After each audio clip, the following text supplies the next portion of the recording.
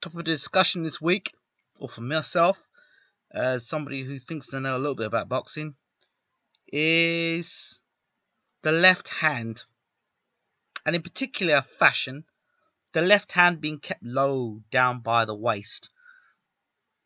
I don't understand why fighters today, when they're boxing, don't have their hands up here and why they've got one hand down here when they're boxing. It looks flashy, it looks stylish, it looks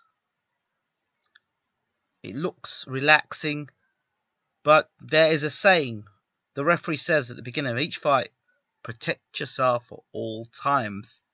And as long as your left hand is down by your waist, you're basically, or down by your kneecap, right? You're boxing with one hand, which is your right hand up.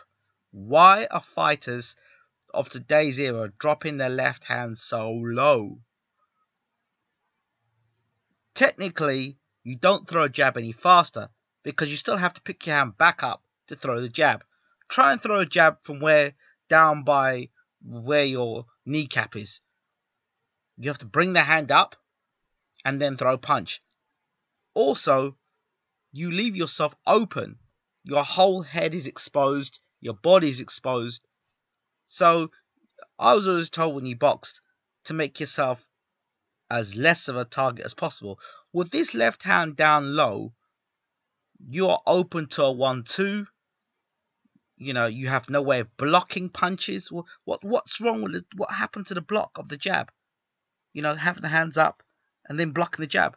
I understand if you're out of distance and you drop your hands and you're out of distance. That's different. You may take a breather, you drop your hands, and then as soon as you're coming back into close contact, you've got your hands back up again. I understand that. But what I don't understand is when you've got your hands low, like that. And example, George Groves versus Carl Froch, left hand low down by the side. There are a lot of fighters I've seen today with his hand down low by the side. I don't know if that is technically good. So my question is to fight fans, it's nice to hear what they've got to say. Boxing experts, it's good to hear what you've got to say. Want to hear from the coaches. You're a boxing coach. Why do you have your fighter's left hand down so low? Can you justify a fighter having his left hand down so low? Because in the beginning of a fight, maybe that works well if you're good on your feet. But when you're tired and you've got your hand down by the side, what happens then? And this is something I'm seeing more and more, like I said before. And as well as fighters getting tired in fights, you'll see them, the beginning of the fight, they have their hands up here, and then the hand just comes down.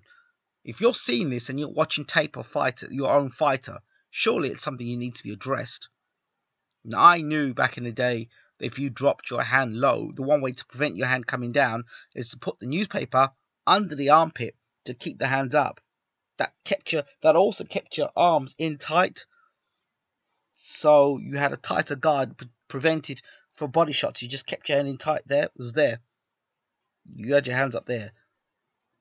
I think you're having both hands up because I don't understand. I still can't understand why guys, why you don't parry the jab, catch it, parry it. Catch the jab, throw the right hand back over the top, block the right hand, throw the left hook. Don't see. I see a lot less of that today. So I'd like to hear what you guys have got and girls have got to say out there. Okay, thanks for listening. I'm out.